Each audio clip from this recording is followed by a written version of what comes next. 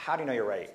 As a journalist, I go out and I talk to somebody, or I try to verify things. You're dealing with how many hundreds of millions of records. How do you know they're all right? You don't, okay?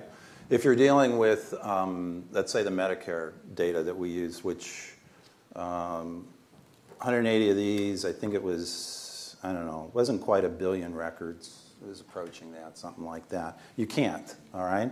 But there are some things you want to do to keep safe. 2 things. If you're aggregating and putting a lot of data together, and you're not really naming anything, you're just talking about amounts, it's probably wrong, but hopefully not too wrong. So we round our numbers, we kind of make them estimates, and that's fine. That's fine. I was once asked by ICIJ to estimate the size of the black market in bluefin tuna.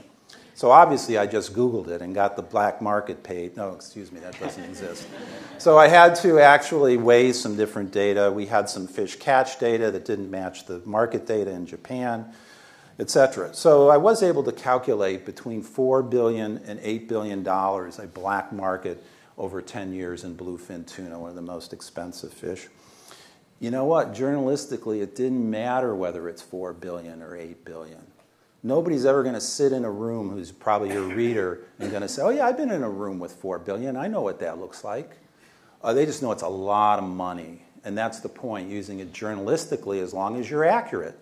I'm not trying to, inflate. I'm trying to come up with a real number. But accuracy also sometimes means estimation.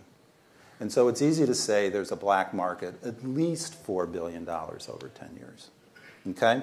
Finally, the other rule is if you ever name an entity, a person, a company, a corporation out of your data, you check that out. You never rely on the data.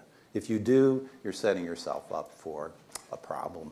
That little blinking phone, the light on your phone when you come in the morning and you pick it up and you go to the pit of your stomach when somebody says, I think you have this wrong. That's going to happen if you don't check out. And those are lawsuits we can lose, even with good libel laws.